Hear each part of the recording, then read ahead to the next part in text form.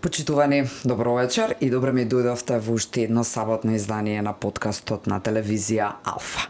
Имам исклучителна гостинка вечерва, ќе го видите нејзиното име можеби веднаш некоја секунда додека зборувам по овие зборови во насловот на вечерашниот подкаст, ама прети официјално вака вербално да ја представам, ќе прочитам. Таа е македонска експертка за јавно здравје и државно советничка во Министерството за здравство.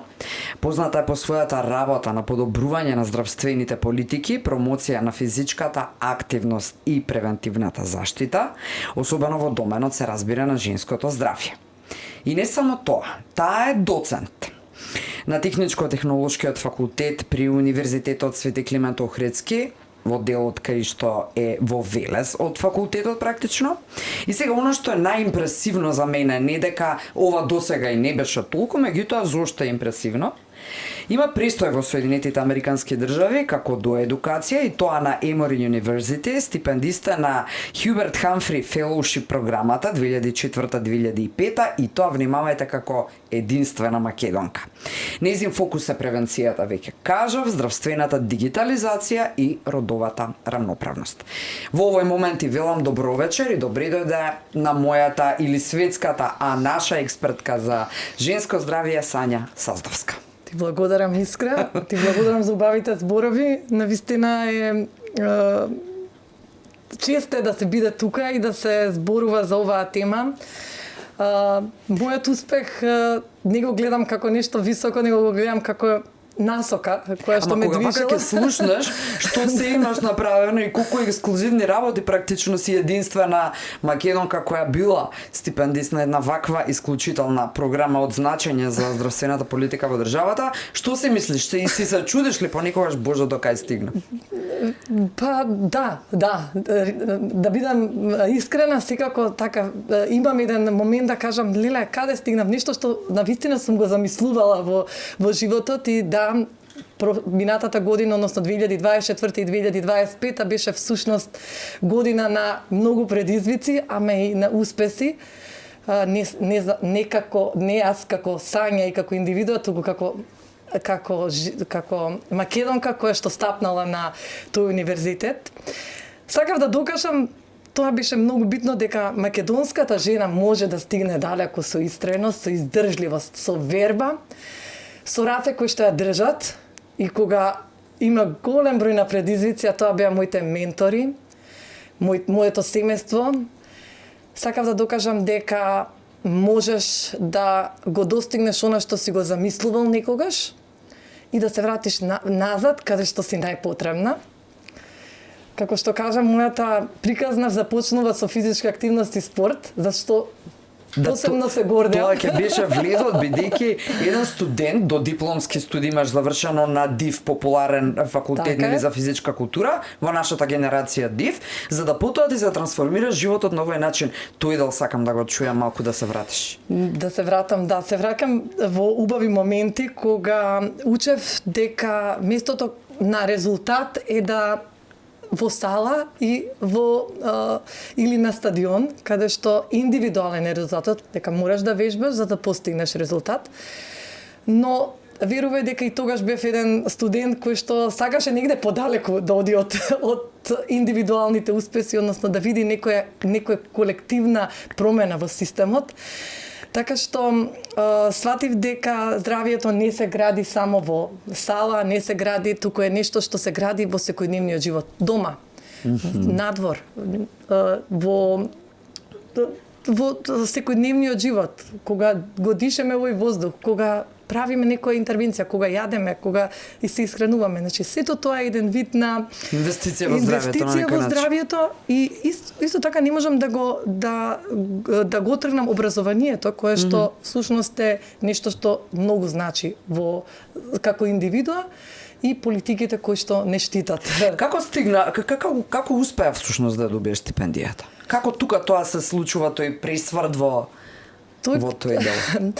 Како што кажав, после факултетот се упатив на магистратурата и на докторските студии на медицинскиот факултет на УКИМ и таму научив нешто што всушност е многу важно, да го истакнеш она што не е видливо, да ги податоците да ги претвориш во политики, да менаџираш ризици. И некако последователно на таа моја непречена желба за да научам нешто ново, да видам, да го конфирмирам знаењето што го стекнав тука во Македонија, беше и логично да заминам негде на некоја доедукација, односно тоа е постдокторски дел, така е Хамфри Хуберт стипендијата.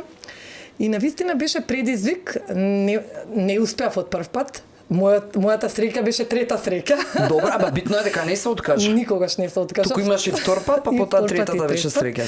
И кога најмалку очекував, ја добив мојата позивот од Американската амбасада, каде што се прави едно регрутирање и кој што рекоа, Сања, одиш. Зошто не се откажа? Затоа што верував дека првиот пат бев алтернейт, вториот бев шортлистирани и знаев дека само малку треба. Дека си блиску. Дека сум блиску и знаев дека стипендијата бара луѓе кои што истраени, веројатно. Истраени, кои што прават некој резултат во ова општество, кои што променуваат системи, кои што сакаат да донесат нешто назад во својата земја и да имплементираат. А токму тој беше мојава визија како долгогодишен советник, државен советник во Министерството за здравство, да направам некоја промена која што ќе биде видлива и ќе направи, ако ништо друго, мала промена во мозаикот наречен здравствен систем. Многу ќе зборуваме вечерва за јавното здравје како такво, по дефиниција. Морам да ти кажам искрено, кога те замолив за брифинг на темата, бидејќи невозможно е човек си да знае, особено така, новинарите ние, бев импресионирана од тоа колку не знам, а колку ти си професионалец кој ми помогна да научам. И ти благодарам за тоа. Всушност подкастот не е само убав за публиката и за мене, е прети се. Како и да, сватив дека сум апсолутно многу на површината некако ги гледам работите кога е темата јавно здравје. Во суштина, јавното здравје во државава се гледа или се доживува и разбира кога има некаков предизвик, да не речам проблем, ете ковидот ни изнесе еден куп работи, па и на дневно ниво ги гледаме проблемите со кои се соочуваме, меѓутоа тоа е некаква друга темелна позадинска теоретска рамка или како и да, ама ќе ја зборуваме. Ме интересира во странство беше. Што научија тие од тебе, американците? Што ти им однесе, велиш да си го потврдам знаењето, а потоа и да дојдам да го имплементирам тука. Што научи ти, што научија тие од тебе? Јас научив, видете, кога отидов на Емори, универзитетот, школата за јавно здравје, во тој период беше трето рангирана, додека престојува во Америка, веќе беше второ рангирана како најуспешна школа за јавно здравје во светот, и тоа е привилегија да бидеш таму со врвни експерти, врвни професори, а при тоа толку нормални, толку пристапни, толку желни да споделат знаење. Така што таму научив дека немаме големи и мали земји. Хиерархијата не се дели така. Се дели на системи кои што траат и системи кои што попуштаат или се кршат кога има некој притисок. Искрено, многу битно што го научив таму се тоа што секој систем се градеше во тишина, но беше многу издржан и имаше одржливост тој систем. Значи нема гласни говори, се работи со стандарди кои што се уникатни и се научно базирани. Значи науката ги диктира тие стандарди, а секако и дисциплината и тимот. Значи нема јас направив. Значи тимот е тој што направил и тимот е оној кој што го споделува тоа што го направил и сака да го имплементира и да добие резултат.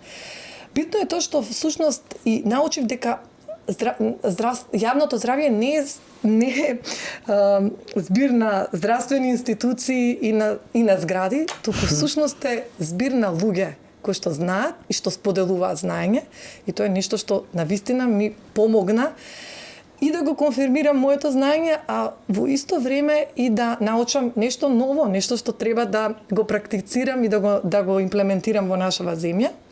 Апсолутно да, може да научат од нас, може да научат за нешто што се вика отпорност, затоа што ние работиме со ограничени ресурси, Да. а правиме нешто. Значи, не седиме неми во овој систем, во овој здравствен систем.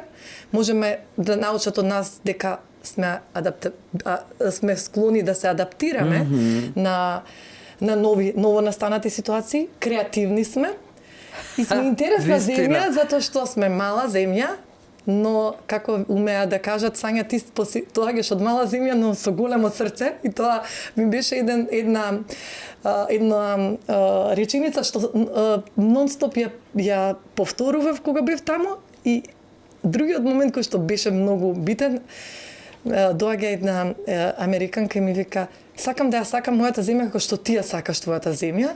Замисли колку тоа било, колку тоа го почувствувале кога јас сум зборувала за мојата земја, и дека единствена земја во која што се чувствувам своја на својата е Македонија и немам резервна земја, затоа никогаш и не реков дека ќе останам во Америка. Да, како успеа воопшто да не размислиш во таа насока? Бидејќи барем за миг, можеби, нели, од еден куп гости кои поминале низ ова студио ќе речат: сум размислил, меѓутоа сум одлучил. Ти толку звучиш самоуверено дека никогаш ни на памет не ти паднало да. Види, прво и основно, кога одиш во земја која што искрено не е твоја земја, значи моја втора мајка е Македонија, тоа секогаш го кажувам, тука се сум стекнала. Моето знаење, моето образование, сум стекнала некои вештини кои што не сум ги стегнала во друга земја. И затоа мислам дека имам одговорност да тоа што сум го стегнала тука преку мојата работа во јавна институција, треба да го вратам. Треба да го насочам тука. Значи, тоа е, мислам дека моје ментори викаат: размислаш како експерт по јавно здравје. Они размислуваат на тој начин. Јас сум дел од нив, дека треба да им помогнеш не индивидуално да помогнеш, не индивидуалци, него да помогнеш на цела популација, а тоа можам само да го помогнам со мојата насочена енергија, односно знаење, да го пренесам тука и преку здравство, преку Министерство за здравство и преку моите активности да го имплементирам и да го ставам во политика, кој што ќе спасува животи. Тоа ми е вака како девиза. Најверојатно е големо влијание на моите ментори. И карактерна особина е комбинација. Кој што секогаш ми велело: Сања, оди понатаму. Било подршка во периодот кога ќе речам: ма сега дали додам на магистериум или да почекам. Не, оди. Ние сме твојата подршка. Тоа е важно, во клучни моменти е важно. Да. Особено кога човек има дилема. Амбасадорка си за женско здравје, неодамна прогласена од невладината организација Јас сум жена, апсолутно легитимно. Сакам да зборуваме на темата што точно значи развојот на јавното здравство, како тоа, зошто не го гледаме или па можеби не знаеме да го видиме. Тоа е следната тема. Ајде прво, дали генерално женското здравје е повеќе во опасност последните 10 на 15 години или не? Ако да, зошто? Ако не, значи сме на одличен пат, нема да прашам зошто. Предизвик е јавното здравје, но први ќе се вратам дека титулата амбасадорка за женско здравје ми представува една од најмилите титули.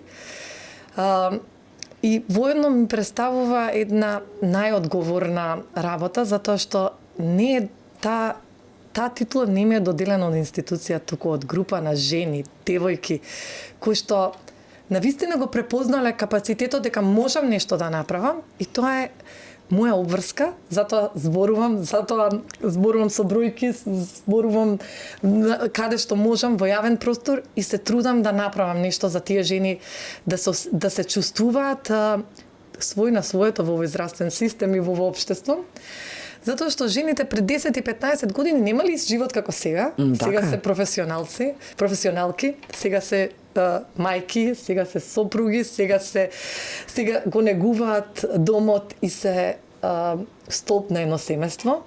А сето тоа го прават, може да го прават и во ист момент и во исто време. Мултитаскинг, чуда на природата. А тоа од друга страна значи повеќе стрес, помалку време, помалку движење, компромис кога станува за исхраната, дали имам време да каснам нешто што е здраво или да каснам нешто што ми е успатно да купам. Но сето тоа го претвора жената да има ризик кон своето здравје и затоа тука системот е многу важен.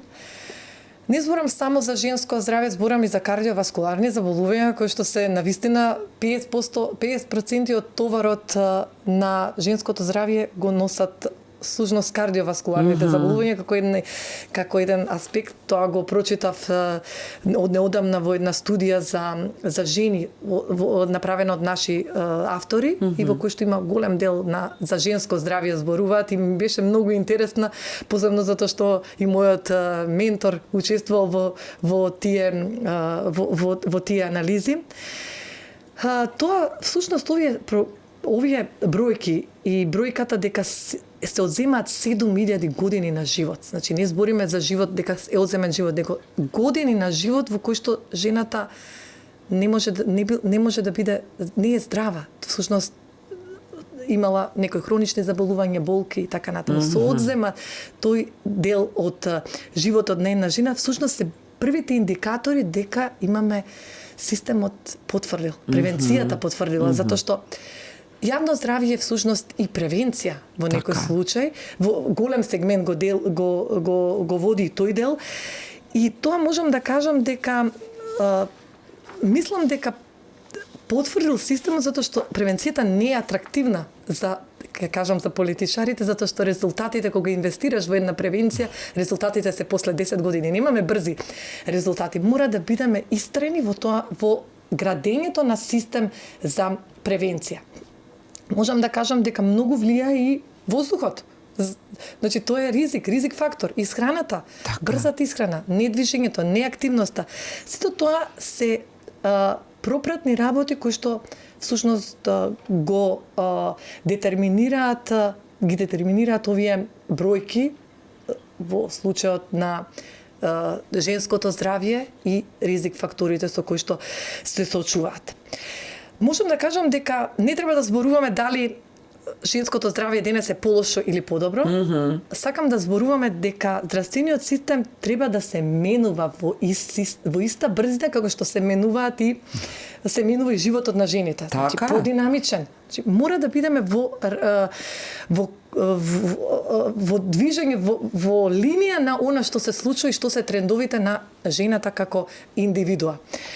Здравствениот систем мора да се прилагоди на она што го диктира денешниот тренд и да ја гледа жената, затоа што жената е столб на едно семејство, столб на една заедница и репродукцијата е невозможна генерално, иако сега да не звучам тука дека сме ние некако да не ме линчуваат дел од публиката дека протежирам некакви тврдења оти мора да сме репродуктивни во таа смисла како фактори нели на множење, меѓутоа де факто биологијата е тоа, сакаме држава, сакаме демографија, унаква каква што треба за да имаме здраво општество, затоа ни требаат и деца впрочем, апсолутно. А и мислам дека не постои жена која не сака и не гледа себе си како мајка. Но твоите клучни поенти, што се однесува до твојата мисија и визија, е кога здравството реагира, а јавното здравје спречува, чекај само да видам дали грешно го прочитав. Здравството реагира, а јавното здравје спречува. Ова подразбира превенција, таа кога функционира е тивка и незабележливо, оно што го зборуваш, но кога ќе потврли, последиците се гласни. Многу се гласни практично во Македонија последиците од секогаш, ајде така да кажам. Зошто не успеваме да ја систематизираме превенцијата, колку и да не е популистичка, ајде мерка нека биде можеби погрешен збор, но како и да е, не е популистичка, нема да им донесе на политичарите моментални поени, ниту зголемен електорат на нивна страна и така натаму, меѓутоа ќе значи здраво општество. Зошто тоа не можеме да го постигнеме? Истражував многу и мислам дека како општество зошто не можеме да излеземе, затоа што реагираме на реакцијата. Сечеме ленти кога имаме болници, кога отвараме нови болници, сечеме ленти кога имаме нов апарат. Тоа е во ред, се е во ред тоа. Но превенцијата е невидлива. Значи, таа е, нема епидемија, невидлива е. немаме жена која што е здрава и која што нема рак. Невидливо е. Тоа е всушност нешто што го работиш во позадина, значи работиш превенција за да биде општеството мирно, да биде здравствениот систем мирен. И мислам дека тоа е еден вид на предизвик со кој што се соочуваме ние јавноздравствените експерти. Да, ова ти е одлично кажано. Зошто треба да биде нова машина, односно нов инструмент во операциона сала да биде причина за пресконференција или како и да е, одлична поента. Одлично е тоа. Проблемот не е само не е политички, него е системски.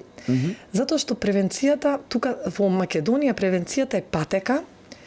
Не е патека, значи не е патека или процес, повеќе советодавен дел и затоа мислам дека не е толку атрактивно.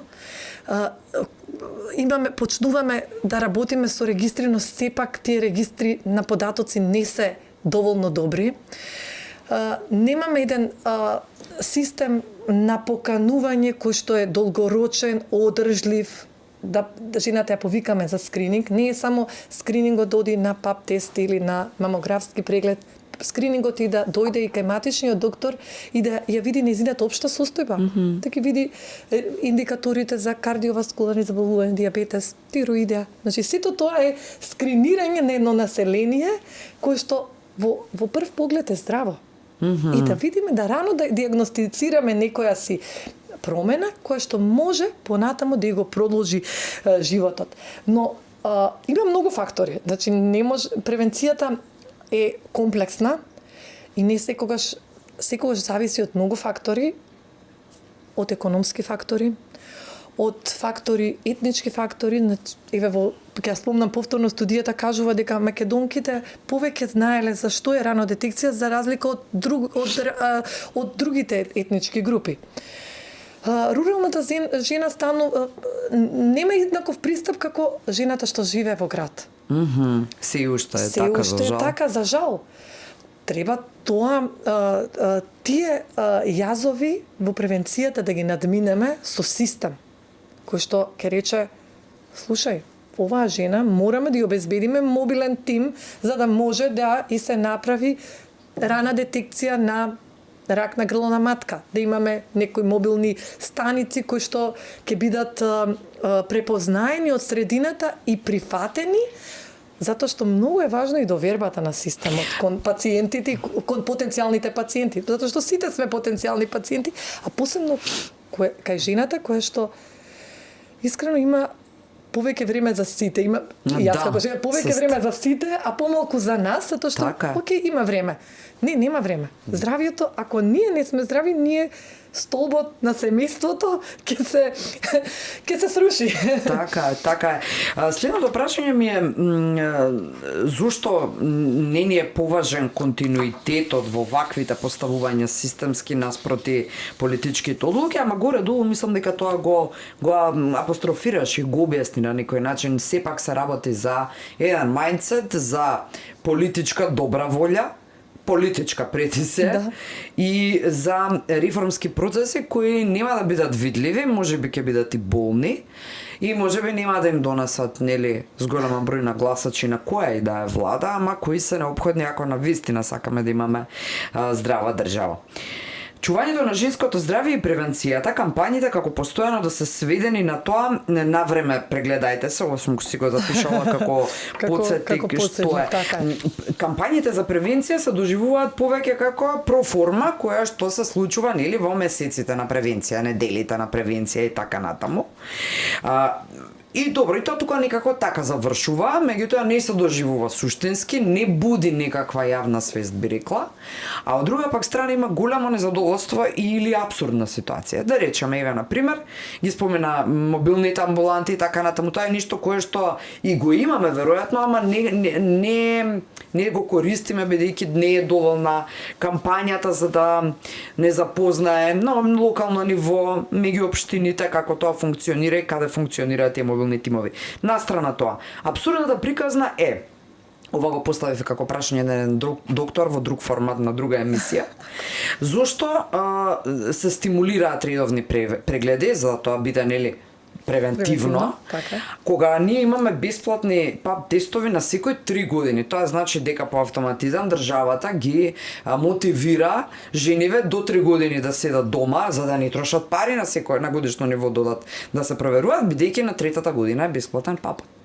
И па како во една ваква апсурдна ситуација да размислуваме на превенција и јавно здравје? Затоа велам, во превенцијата и кога зборуваме за системско решение на скрининзите, не можеме да зборуваме за буџети. Значи буџетите треба да бидат да не бидат тема на дискусија. Значи јас кажувам дека човечкиот живот нема бројка и нема нули или бројки во однос на буџетски средства. Значи зборуваме за превенција и тука државата треба да го гледа како инвестиција затоа што понатаму ќе продуцира здрави генерации. Да не одиме не можам да одам во некоја стручна фела, можеби кажуваат некои од стручните здруженија на гинеколози зошто е тоа така согласно протоколите, но тука оставам на нив. Добро. Јас можам да го кажам мојот дел затоа што пораката во однос на кампањите, да, се служувам со тебе потполно. Најлесно е пораката да ја испратиме преку медиум и тука останува. А најтешко е таа порака да ја преточиме во системско решение, кое што ќе роди со резултат. Но што значи тоа? Континуитет. Значи одржливост на системот. Значи нешто што нема да значи патека на движење, каде што жената нема да биде сама. Значи системот ќе ја препознае, ќе ја најде, ќе го трасира патот, докторите, фелата ќе ја прегледаат, ќе се направат резултати, ќе се евидентираат, ќе се третира до на крај да имаме успешна приказна. Јас живеам моментот да направам систем кој што ќе ме следи, јас себе се кажувам како жена, ако имам нешто рано детектирано, дека тоа ќе оди во процес на здравствен систем, ќе ме следи преку дигитални алатки и на крај ќе кажат еве Сања, оздраве. Почна од рана детекција да. И на крај оздраве. Тоа е успех на еден здравствен систем. Тоа сум искрено Кој систем да функционира вака од европски, да речеме за Америка, некам да дискутираме, тоа е сосема друга приказна. Тоа е сосема друга приказна. Здравствен систем нема совршен, ќе кажам. Добра. И во Америка и секаде, сите се сочуваме со предизвици и тоа верувај дека не е нешто што е страно, но мислам дека тука европските земји најдобро функционираат. Финска и Холандија, кои што успеале да намалат смртноста на рак на грлена матка и рак на дојка со успешен, конзистентен, со дисциплина и со строго утврдени правила како се спроведува скрининг. Така. Може ли тоа попластично го објасниме на народски личник, на пример? Може, значи кај нив, еве искрено тоа ми беше едно од моите истражувања, кај нив Министерството за здравство не ја спроведува програмата за скрининг, прво и основно, тој е креатор на политики, не може да биде имплементатор, ниту плаќаш на услуги. Одлично кажано. Тоа го прават институтите, во случајот јавно здравствените установи, институти за онкологија, некои што се посветени на таа проблематика, но тука се вклучени голем број на јавно здравствени експерти, кои што ја креираат текот на патеката наречена скрининг. Значи, ја следат жената од почеток до крај, има дигитални алатки кои што ја повикуваат жената. Тоа ќе ми беше прашање. Прават SMS пораки, те повикува, доаѓа, те подсетува да дојдеш те следи во целиот процес. Ние имаме среќа што го имаме мој термин како добра база и сме препознатливи во Европа, стокму заради дигитализацијата и мој термин, но мој термин исто така жива материја. Ние треба да кажеме, извини, да го кажам, сакаме, ние како јавно здравствени експерти треба на тие информатичари, на тие софтвер мејкери или како и да им кажеме што сакаме. Дека мораме да им го да ја кажеме нашата замисла како го замислуваме тој процес И многу е лесно тој модул да се имплементира во веќе постоечка база. Кој треба да ги стимулира овие софтвер креатори, односно каде закочува процесот кај нас? Бидејќи велиш ја имаме базата, мој термин е одлична и е препознаена како таква во ЕУ, како стратегија на некој начин. Зошто и каде закочуваме? Бидејќи тоа знаеш како звучи многу неодговорно. Државнички неодговорно во политичка смисла, кога еве не се развива до крај онака како што треба.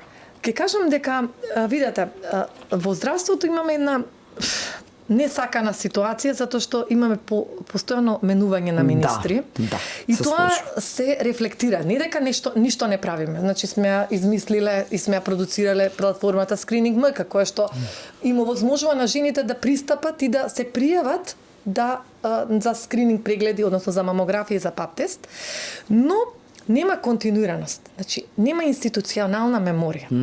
Се надевам, затоа што имаме сега министр кој што е од IT секторот и дека овој момент го препознава и ќе направи некоја трансформација, затоа што јас дигитализацијата во системот го гледам како партнер во креирањето на превенција во Македонија. Така. Партнер кој што треба да ги следи процесите кои што ќе овозможат на жената да не биде изгубена во системот, туку системот да ја најде жената. А тоа можеме само со дигитализација и со дигитални алатки кои што навистина имаат успешна приказка не само во Европа, еве ќе кажам и во Нов Зеланд. Македонски софтвер мејкери направиле софтвер кој што таму се имплементира во делот на дојка. Во делот ова е фантастична информација. Да, во делот на дојка каде што ја следа жената во сите сегменти и ти немаш овдека папирологија, нема пишување, се е во тој систем. Ги наоѓаат и имаат таргети дека треба до таа и таа година да стигнат сите жени да ги опфатат на таа и таа возраст кои што подлежат на мамографија. Тоа е совршен систем систем кој што има цел, има визија, има мисија дека сака да направи нешто за доброто на општеството, за здравието на општеството. Не е само да обезбедиме добра грижа, зашто скринингот во европските земји не е само да дадеш услуга, туку целосна грижа кога ќе влезеш во процес на скринирање. Тоа е успехот на европските земји и секако ние не сме далеко од Европа. Ние нешто правиме. Но оваа фрагментираност и научените лекции од минатото треба да ги имплементираме. Сакам да има ќе излезе еден извештај во наредниот период кој што некако ги мониторираше и дава добри препораки на овие скрининг програми каде сме биле успешни, каде треба да поправиме, кои се следните чекори. Супер. Да, не очекуваат од нас политичарите дека брзи резултати ќе добијат, но ќе се гордеат за некои 10 години дека ќе имаат една здрава жена, здрави девојчиња и здрави поколенија, затоа што тие жени се всушност столб на едно општество. Значи, ако е здрава жената, општеството дише. Ти благодарам за оваа искреност, ти благодарам за ова подигнување на јавна свест и за овие апели пред се до креаторите на политиките да разберат дека не се поените само во гласови, туку дека се во вакви успеси. Од другата страна на медалата е свеста кај жените сами. Ја се мониторира жената во процесот на скрининг е повеќестрано се сервисира, но што ако таа не одговара на овие повици од системот дека мора да подлежи на долгорочен, краткорочен, среднорочен скрининг. Како да се мотивираат условно кажано? Не треба да се мотивираат, значи жената треба ние како здравствен систем треба да ја овозможиме на жената да не гледа, да не чувствува како сојузник, не како товар, да ја наметнеме довербата,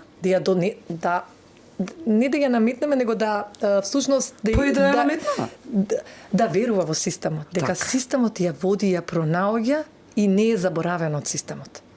Значи мораме да ја овозможиме, ќе повторам на таа рурална жена, да има ист пристап како ние што живееме во град и кај што имаме многу лесен пристап до здравствена услуга, кој што искрено ако го гледаме и ако го споредиме во светски рамки, ние имаме услуга, здравствена услуга, како здравствена услуга и можеме да представиме до доктор. Подобра од многу земји, така. Кога ќе го гледам американскиот систем, тогаш ќе кажам, леле, фала Богу, ние можеме да дојдеме до доктор и до квалитетна здравствена заштита. Така, се слушам. Но секогаш треба да има подобро и подобро. Верувате зошто тоа го кажувам? Знам дека во Македонија има потенцијал и моите малку цели се на повисоки и затоа секогаш целам кон повисока цел, зашто верувам дека треба потенцијалот соодветно да се искористи, а го имаме.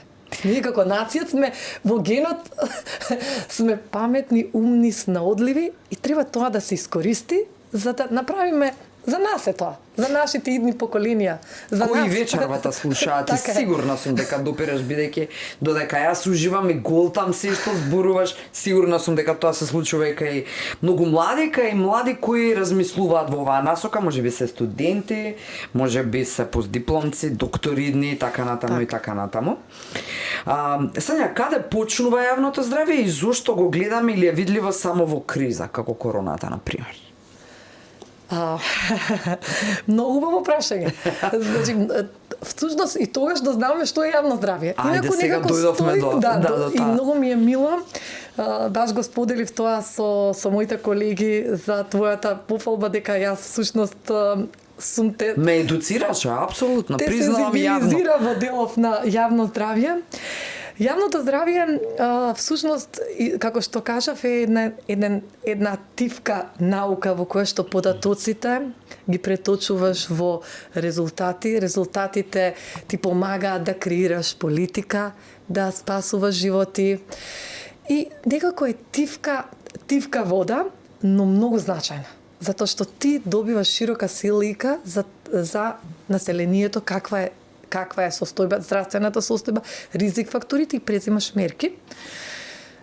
Тука ние потврдуваме, затоа потврдуваме некогаш, во случајот со короната, мислам, потврди целиот свет, и тогаш се случува криза и јавното здравје, центрите за јавно здравје, епидемиолозите, јавноздравствените експерти се тука најважни, затоа што они знаат да ја проценат, да направат асесмент, проценка на целата ситуација и да дадат соодветни мерки како да реагираме во криза, потоа во фаза на посткриза и да се припремаме и да се подготвуваме за наредна криза за да немаме изненадување.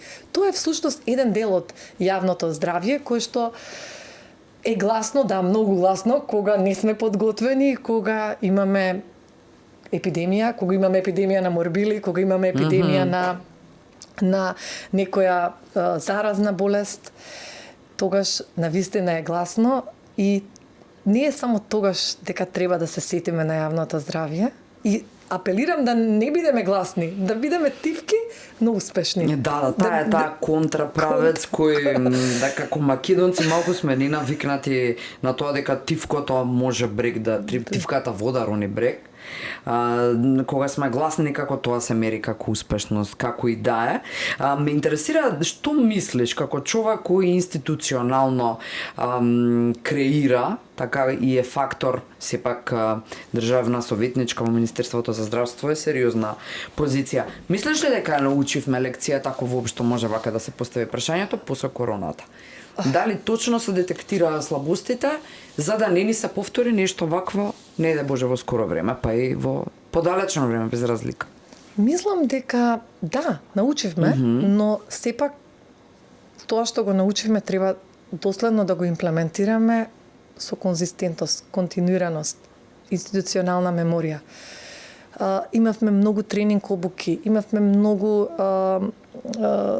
експертиза дадена од страна од Светска здравствена организација, од други организации, тоа се треба да го искористиме и да го преточиме не само во документ, туку во акции. Во акции за да некогаш и ни фали тој момент да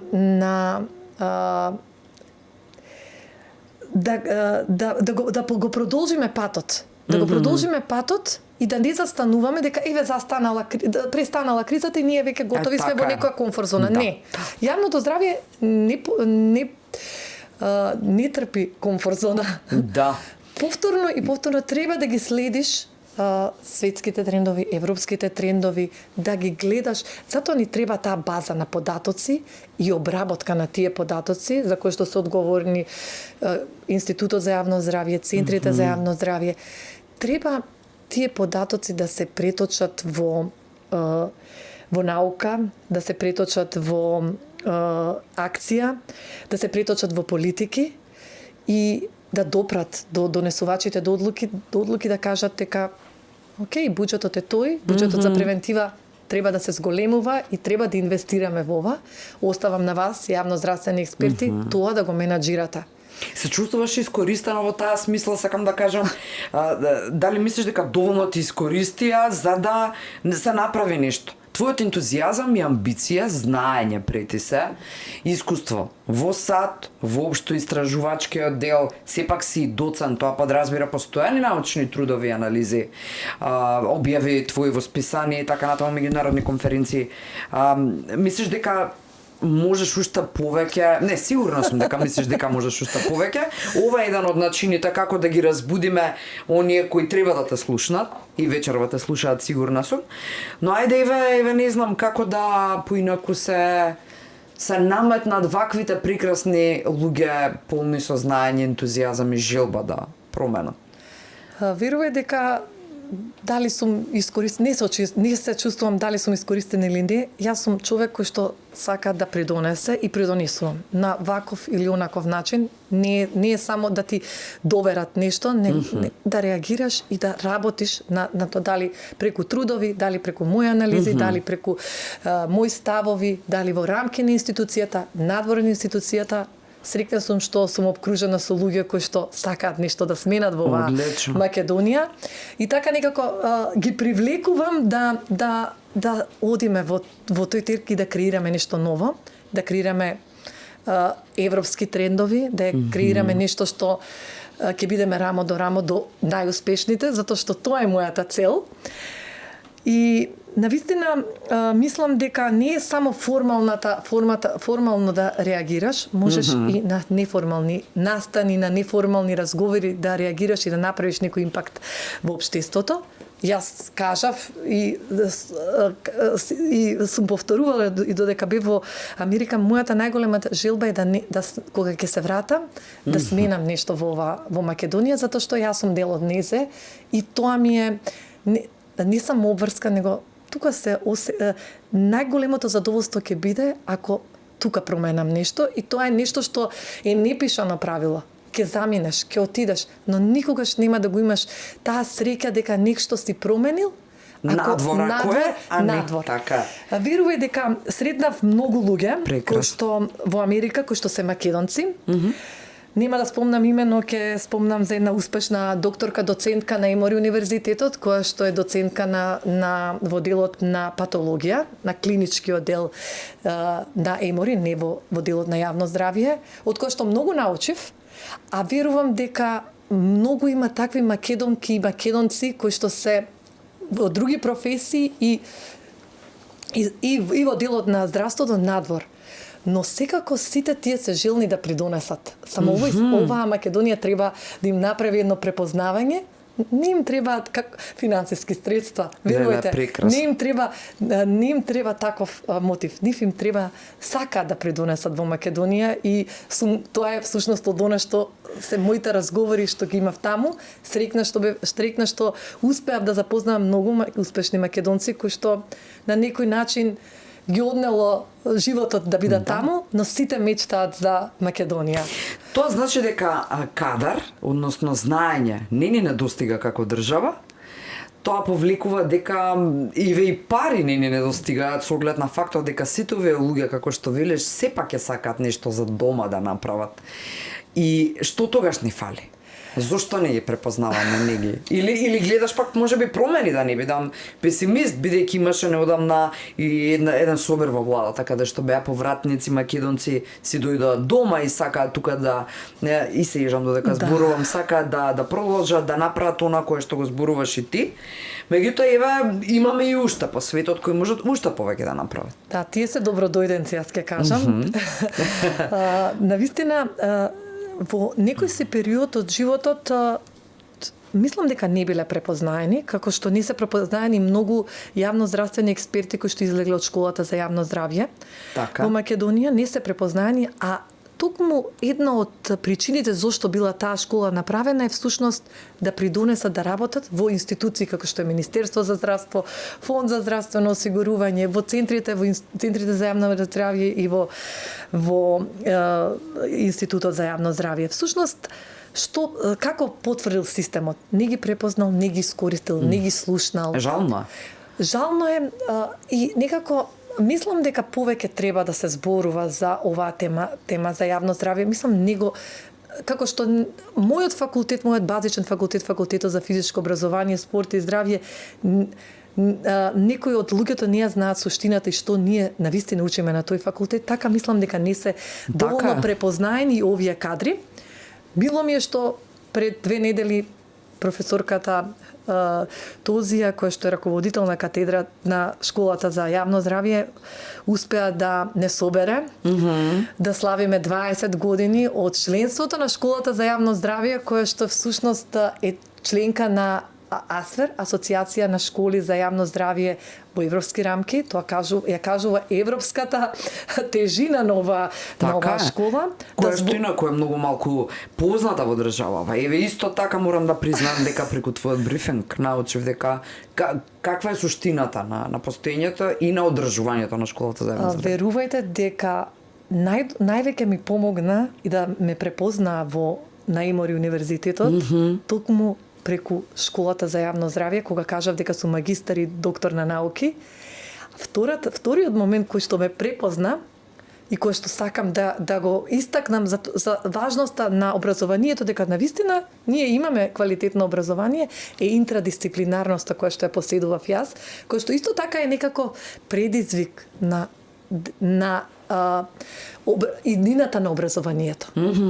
Што значи тоа? Што сакаш да кажеш? Интрадисциплинарноста е всушност ти и во школата за јавно здравје доаѓаш од не си доктор, но ти овозможуваат да учиш јавноздравствени системи, јавноздравствени политики преку школата за јавно здравје и ти тука всушност имаш интрадисциплинарен пристап. Значи превенција со промоција, со физичка активност, веќе имаш еден интрадисциплинарен профил. Економисти, имаш економија во здравството, економика во здравството, кој што исто така е многу важен сегмент. Тоа се работи кои што навистина сакам како некој со академска титула да сакам да зборувам за иднината на образованието. Дека треба тоа многу да се цени затоа што помага во системот. Помага во системот да се направи промена. Тоа го гледам преку мој личен пример, преку примери преку мои колеги кои што завршиле кои што се доктори на науки по јавно здравје, кои што заедно правиме некои промени во Министерство за здравство. Тоа е многу навистина многу ни помогна да бидеме дел од еден систем и да напишеме некоја историја во мала, но навистина значајна и искрено мотив е тоа за нас како јавноздравствени експерти да продолжиме по патот дека навистина е тоа. Навистина тоа е тоа што треба што ни го возможило образованието и ние го имплементираме преку нашата работа во Министерство за здравство. И недостига ли посветеност институционална на школата за јавно здравје? Што и недостига? Или пак сметаш дека функционира како што треба? Мислам дека поголема промоција, да се препознаат кадрите и да ги препознае системот и да ги стави во да ги скенира. Пак сме кај скринингов. Да ги препознае, да ги скенира, да ги валоризира, да ги вреднува. И искрено јас ја гледам, тоа го зборам и пред 2 недели кога се собравме генерацијски и го коментираме моментот и викаме, слушај, па ние направивме нешто, ама за тоа ни помогна школава за јавно здравје. Таа е мост помеѓу институција во случајот Министерство за здравство и академија. И тој мост треба да го чуваме, да го негуваме и да биде двонасочен, да ги искористиме и да кажеме, слушај, ти, Министерството за здравство во време на некој министер стипендирал вработени во Министерството за здравство да бидат дел од таа школа, да студираат, да магистрираат. Така што имал визија и ја поддржувал оваа школа. Мислам дека треба, веќе имаме резултати и веќе треба оваа школа уште повеќе да биде препознаена од здравствениот систем, од донесувачите на одлуки и креаторите на политики. Одлични апели вечерва. Мислам многу конкретни и суштински работи кои се од исто така суштинска важност. Во најавата само ја споменав родовата рамноправност како дел од твојата експертиза во оваа насока. И сега кога ќе се спомене родова рамноправност, тука веднаш се потсетуваме на одредени ситуации минатите години кои не натера како општество да имаме или не натера да имаме вистинска слика за родовата рамноправност, туку како некако целата таа теоретска рамка да се искриви, лошо се восприеми, лошо се имплементираше, можеби, па и се злоупотреби од одредени разни невладини организации. Каде потфрливме? Ако зборуваме, прво ќе кажам, јас ја гледам родовата еднаквост како еднаквост и полова рамноправност. Добра. Ако зборуваме искрено, најмногу потврдливме таму каде што жената има најголема улога. А најмалку поддршка. Тоа вака ќе го експлицитно би го кажала. Да. Кога жената ја сметаме дека е мотор во економијата, во заедницата, во системот, очекуваме таа сама да се снајди во здравствениот систем и да се снајди во своето здравје. Половата рамноправност, ќе ја кажам, за мене не е бројка. Не е бројка. Тоа е да можеш да одиш на преглед без да чувствуваш вина. Јас така го гледам. Во мојот свет, во јавно здравје, да добиеш поддршка, иако си мајка, иако си жена, иако си професионалка, да бидеш безбедна во сопствена заедница, во сопствено општество, да имаш услуга, дури иако жената ќе ги спомна пак во рурална средина, затоа што тие се жени кои што навистина ми се тука во мојот потсетник дека мораме нешто да направиме. Како државен советник, мојот став беше многу јасен, бидејќи многу години сум во министерство, пораснав таму. Жената не сме да ја плати цената затоа што може се и се грижи за сите. Системот мора истата системот мора да го врати тоа назад. Така. Во вид на превенција, во вид на достапност, во вид на вистинска рамноправност кога збориме за здравје. Не да, искрено, не да ме препознае системот дека да каже да имам некоја грижа дека не сум се јавила на време. Не. Разбирам. Да има почит, да има поддршка. Системот така го гледам. Да ми овозможи јас да се чувствувам комфортна и лесно да ме препознае во целиот систем и тоа е всушност и почит. И тоа е со еден збор човеково право. Здравствената услуга и јавното здравје и она што треба да го имаме ние како поединци и човеково право. Треба да бидеме дел. Тоа е мојата рамноправност.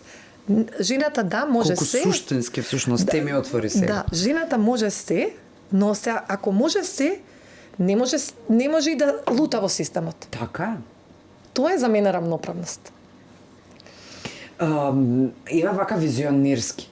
За ако може во години да се пресметува. Кога ја гледаш таа реализацијата на оваа твоја визија? Баш ваква каква што ја опишуваш во последниот одговор. Кога ја гледаш? Мислам пак во години, да речеме. Долгорочно ја гледам, но сепак ја гледам за 10-15 години, дека може ово општество како што ние сега и со овој здравствен систем, но со краткорочни, среднорочни и долгорочни цели. Да седнеме на маса сите и да имаме иста цел. Да нема политика. Да имаме цел дека здравјето ни е прво. Нема сите да бидеме со иста заедничка цел дека треба да направиме во случајот мој да ја намалиме смртноста од рак на дојка, да намалиме смртноста од рак на грлна матка, и од сите други незаразни болести со кои што се соочуваме и како жени, и како и мажите се соочуваат, така што тоа е мојата визија, но сепак со континуираност, со институционална меморија, со буџет, со одврзани раце, ќе кажам народски, на експертите и професионалците. На експертите и на професионалците. И дека секоја наша одлука нема да зависи од менување на политичка структура или менување на министер или менување на состав на влада. Тешко е да зборуваме за чакорите понатаму во ситуација во која на вистина имаме многу голема фреквенција на шефови на овој ресор кој е суштински. Ние да не успеа да потрае, да речеме, за да направи реални промени. Во суштина, гледаш ли свеста кај актуелната власт дека нема да е проблематично финансиски повеќе да се инјектира превенцијата? Значи, повеќе средства од буџетот да се слеат во превенција наспроти тоа да добиеме долгорочни резултати и здраво население. Ја гледаш ли? Ја гледам затоа што постојат механизми. Постојат механизми, дали од акцизи на цигари, дали на некои други производи како што се чипсови и останати работи, може да се слеваат и да се употребат во делот на превенција, но мислам дека битен момент е, и тоа им го кажувам и на моите колеги, дека ние како еден ростер на експерти треба да бидеме, иако јавното здравје е тивко, ние треба да бидеме погласни за да ги сензибилизираме политичарите за важноста на јавното здравје и да ги кажеме чекорите. Нивно е да не слушнат и да имплементираат, но наше е да не престанеме да зборуваме, да истражуваме и да публикуваме публикации кои што веруваме дека се европски препознаени и дека и се светски и да вистина тоа треба да биде еден двигател кај што треба да се движи нашата држава во делот на јавното здравје. Верувам, јас сум оптимист по природа, верувам дека тоа ќе го слушне и оваа власт и оваа влада и дека ќе направи исчекор, затоа што битна е жената, битен е секој човечки живот. Здравството е предизвик за сите и ќе кажам најкомплициран и најсложен систем затоа што само во здравството умираат луѓе. Да. За жал. За да го превенираме тоа, треба да ги слушнеме експертите. Тие што ја знаат работата. Често кажувам, ние во Министерство за здравство сме камењата, а министрите се водата. За да биде успешна една политика која што би ја имплементирал некој политичар, во случајот министер, треба да ги искористи ресурсите кои што ги има, институционалната меморија. Тогаш успехот секој ќе се чувствува искористен, ќе биде задоволен дека допринел ништо, а успехот е заеднички на цела држава. Посакувам многу вакви луѓе да се појават во овој подкаст, многу вакви луѓе да откриеме како тебе. Имам оваа држава луѓе со кои може да се гордее, луѓе кои на вистина искрено и вистински се борат да ги променат работите. Ти благодарам што е одбра Алфа или овој подкаст за да ги испратиш сите овие апели, сите овие интересни анализи.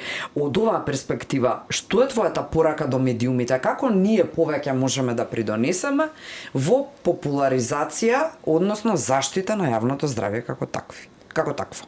Без вас не можеме, вие сте ни партнер. Освен вака, што уште можеме да направиме општествено одговорно? Искрено, навистина сум задоволна во моментот кога ги следам програмите и кога и телевизиите и медиумот како ја пренесуваат пораката, но сепак замолувам да се зборува за превенцијата кој што се зборува за љубовта секој ден. Тоа е мојата за жал како медиуми баш и не зборуваме за љубов, повеќе за крв условно кажано зборуваме. Тоа е сензационализам за жал, но перцепција е во прашање добро. Перцепцијата е така, сакам да го кажам за да ги поттикнам. Супер, одлично. Да го поттикнам да се зборува за истражувања кои што се направени од think tank удруженија, од think tank платформи, Така. каде што многу наши експерти, многу наши научници веќе публикуваат истражувања кои што се многу добра база за да направиме некоја промена. Тоа да ви биде вака, замолувам да биде фокус, замолувам, како што сте ме препознале мене, да препознаете и многу други жени кои што навистина направиле нешто за јавното здравје и сакаат да направат. Чести задоволство е што сум тука и што ме поканивте и Ти благодарам што постоиш искрено. Искрено многу се израдував и тоа го споделив со моите соработници, со моите ментори и навистина викам, леле, ке зборувам за јавно здравје, има малку трема, затоа што навистина не секогаш зборуваме на оваа тема, а од друга страна е многу важна. Најважна би рекла. Најважна е, не постојат од човечки живот, не постојат поважни работи, зарем не? А тоа е апсолутно систем кој детектира, кој скенира, односно скрининг, па потоа во крајни фази, за жал, кај нас се уште најпопуларни, условно кажано, а тоа е лекувањето наместо превенирањето. Од оваа перспектива, во контекст на заштитата на јавното здравје, што како експерт би им препорачала? Тоа ми се двете традиционални прашања на крај, меѓутоа од твојата експертиза. Прво на родителите, а потоа на нивните деца. Ке зборувам како жена, мајка. Како сакаш, да. Мене ми е задоволство да те слушам, а сигурна сум дека и на луѓето што се од другата страна камерите. Децата ми се моја, не знам, слаба страна, иако имам едно дете. Верувај дека сите негови другари и другарки ми се мои деца и така ги чувствувам. Верувам. Сакам да знаат нешто што всушност не го изговорувам, не го говориме многу гласно, а тоа е дека нивното тело е всушност нивен најголем пријател. Зошто го зборувам тоа? Тоа им дава сила да трчаат, им дава сила да учат, да се радуваат и да мечтаат и затоа треба да го негуваат телото, не само за да изгледаат како што како стереотипите и моделите кои што ги пласира на Инстаграм. Така. Свет, туку затоа што во нивното срце се крие иднината, затоа што во нивните мозочиња и во нивната глава е всушност се кријат нивните соништа, а во нивните нозе е нивната слобода, дека може да направат нешто. Затоа ова е всушност една емотивна порака, но крие еден јавно здравствен аспект кој што треба да го имаат. До родителите. Знам колку е тешко да се биде родител и често мојата баба, која што има 89 години е мој рол модел за како треба да биде една жена и како треба да гледаме позитивно на светот и на животот. Ќе каже, многу е тешко денеска да бидеш родител, те молам, не гледај на мене, гледај го своето дете. Но јас ќе кажам една убава порака која што ја кажува она, честопати ја кажува дека најголемиот подарок на едно дете не е само да му купиш нешто или да му дадеш совет. Најголем подарок на детето е да бидеш пример, негов рол модел. Да пешачиш, да одиш на прегледи, да имаш еден лайфстайл, еден начин на живот кој што ќе биде негов рол модел. Кога нема да изговоруваш зборови, ќе зборуваш цело време, туку делата ќе зборуваат за тебе. Тоа е најдобриот совет што можам да го кажам. Не е мој, него е совет што мојата баба, мојата мајка, мојата свекрва ми го имаат кажано, затоа што навистина и мојата тетка, кој што навистина сум обкружена со жени, кој што се мој рол модел, како јас екзистирам и како го живеам овој мој живот, моите менторки, кои што навистина ми покажале многу нешта, не само наука, ми покажале и начин како да се справувам со сите предизвици кои што ги имаме во ова општество, но верувам јас во секоја жена дека успева да го најде својот пат и да направи нешто во општеството, затоа всушност е и мултитаскинг на крајот од денот. Јас сум фасцинирана од твојата енергија, фасцинирана од твојата посветеност, не дека сум вчудо невидена, очекував бидејќи те познавам од неодамна, но верувам во твојата енергија да мобилизираш многу млади луѓе да почнат да размислуваат поинаку, да почнат да делуваат потемелно. Многу родители верувам дека вечерва ќе освестиш во смисла на тоа што значи воспитување. Од типот забораваме. Подзаборавам и јас, не сме, никој не е совршен никогаш, но барем сме совршени во несовршеностите. Како и да е. Сања, ако нешто заборавив, чувствувај се слободно да го додадеш. Она што можам да ти кажам е, ти благодарам за оваа животна лекција вечерва. Многу искрена, многу емотивна, полна со знаење, аргументи и перспективна дискусија. Те очекувам многу скоро пак. Би сакала да слушнам што ново се случува на темата. Сакам да го актуализирам и прашањето за школата за јавно здравје, можеби во еден поинаков правец, поконкретизирачки. Така што, еве ти ги последните минути ако нешто заборавив. Ти благодарам многу. Навистина се чувствував многу убаво и многу мотивирано да зборувам. Иако имав милион концепти во мојава глава, многу ме усмери во тоа што навистина сакав да го доловам кај моите гледачи и кај вашите гледачи. Како последно сакам да кажам нешто што секогаш го кажувам и на глобална сцена, каде што навистина рамо до рамо македонците се рамо до сите светски умови и тоа треба да се гордееме со тоа и да ни биде поттик дека вредиме. Сакам да кажам дека ако сте жена, запомнете дека вие сте столбот на ово општество. Ако сте маж, поздравете, подсетете вашата жена, мајка, сестра дека треба да се грижи за себе. Ако сте дете, тогаш подсетете својата мајка дали отишла на преглед и дали го остварила своето право и дали се грижи доволно за себе. На вас, медиумите, ви го кажав и што сакам од вас, но секако благодарам на поканата. Следниот пат да сакам да зборувам за школата за јавно здравје, но не како сама, туку како ќе дојдам со тим кој што ќе зборуваме вака поопширно и поексплицитно на оваа тема. Ти благодарам што ја допре темата, благодарам што си тука, што постоиш и што знаеш да го препознаеш потенцијалот и не само на мене како жена, туку на сите жени кои што ти биле во оваа емисија. Ова беше вечерва животна лекција. Драги мои, Сања Саздовска, ти благодарам. Ти благодарам, Искра. Останете во добро здравје. Тоа е најважно, дискутирајте на тема јавно здравје, едуцирајте се, пренесете им соодветно воспитание и навики на вашите деца. Вие деца, како што кажа Сања, подсетете ги родителите дека треба да бидат здрави. Убава вечер со Алфа.